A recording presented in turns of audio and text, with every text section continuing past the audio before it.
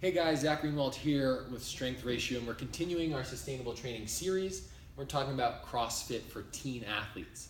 We began our CrossFit series with a needs analysis so you know how to prioritize your training, but now we're getting into CrossFit for age categories, at least the major age categories that are featured in the CrossFit Open: teens, open playing field or senior division, and then masters athletes. We're gonna open it up with the development of the teen CrossFitter and really stress long-term development. That's what our whole sustainable training series is. It's about resisting the temptation to grab onto that quick and easy, or maybe not so easy, but quick and hard squat cycle, so we get the instant gratification of that 10-pound PR, maybe risking a little bit more injury, and instead seeing the long term, playing that long game so we can remain healthy and enjoy the process versus that immediate outcome. Now, the way we've formatted this, and this is the same for our open division and for our masters athletes, is that we have skill at the bottom, we have strength on top, then aerobic training and Metcon, but Metcon only at the very top. So these kids or teenagers will be putting in a lot of time with task mastery, just getting a little bit better at a time, and weightlifting, gymnastics, and improving their overall technique and coordination before we ever get into the really intense stuff. Yeah, might that be how current teen athletes are training? We're not so certain, likely not, but even Rich Froning said for a teen to only be doing CrossFit now is ridiculous. They should be doing many other things. They should be out playing and living like a teenager, and maybe even playing other team sports. That's where this injury prevention comes into play as well. These kids don't have to be in the gym hitting every single component. They have the time to put in to good skill, and by playing other team sports and putting their bodies in many different planes of motion, because CrossFit is all very sagittal plane type movements, we allow to reduce the risk of injury.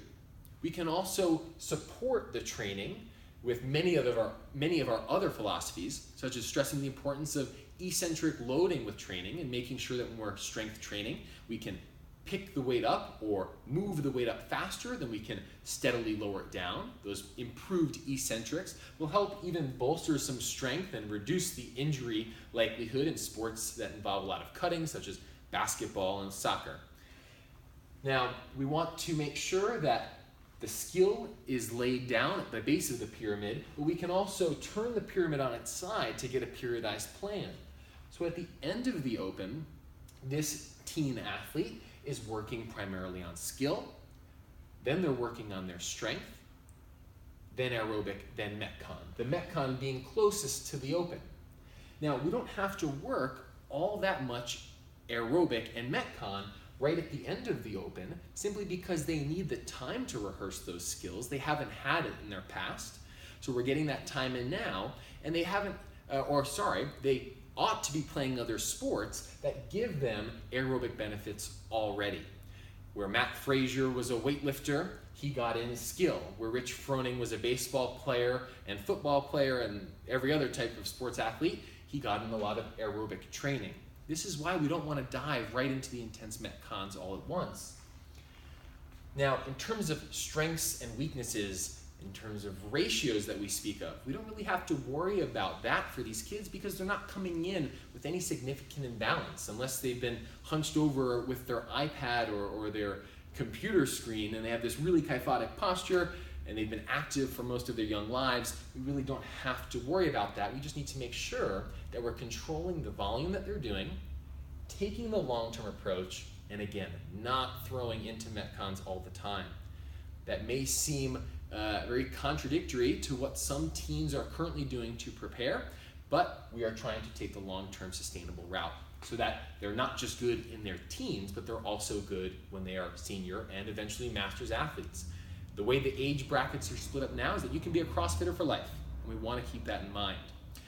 One other thing is that if you have an athlete, if you have a teenager who wants to get into sport or fitness, CrossFit is a great program for them to get into.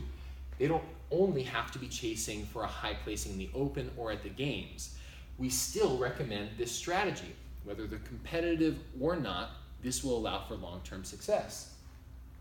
As for the mental side of things, we want to make sure that these kids are wanting to achieve high levels in fitness because they want to, not because their parents are putting imposed demands on them. So we don't need to turn CrossFit into this soccer mom and dad type fighting sideline situation. We want to make sure that they're having fun with their training because school still comes first. There aren't that many professional CrossFit athletes, as we all know. There certainly aren't any CrossFit teens who are pros. Their schooling is certainly first. We mentioned task mastery, that idea of getting 1% better at a time, where we don't worry about the load on the bar. We just get in and we get a little bit better day by day. That's why skill is so important. We have the time to do that with these kids, and it's going to lay a foundation for the rest of their CrossFitting career. It'll also lay a good foundation if they choose to go in any one particular sport within CrossFit, be that weightlifting or powerlifting or endurance, or even just continue with that school sport they're playing. They will have a very good foundation that will reduce the likelihood of injury in the future. The area we want to spend a little bit more time explaining is skill development.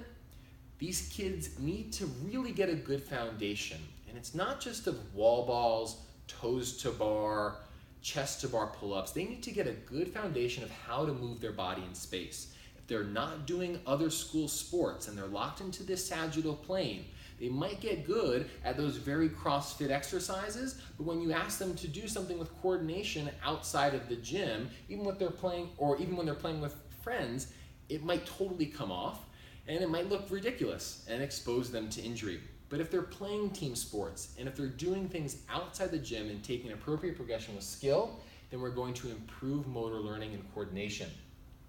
In terms of efficiency, if we're not so concerned with the weight on the bar and we can keep the teens' egos in check, we know we can eliminate any concern of crazy form and inappropriate loading. And as I mentioned, coordination will be improved greatly as long as we're keeping these teenagers exposed to a lot of different types of activity, not just CrossFit, and at the same time, not just basketball and not just baseball. You get the idea. So peeling things back, we have this long-term projection.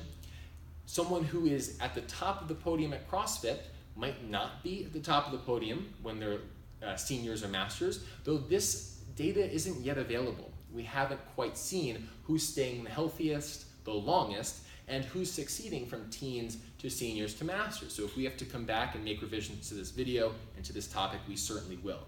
But this is a trailblazing type of topic, so we need to make sure that we are prioritizing what we know to be true, and that's that skill is important, and we want to build up from there. We don't want to throw all the way into Metcon right away. We want to make sure that the mental process is allowing for a fun, enjoyable process that is stress-free and is allowing them to be teenagers.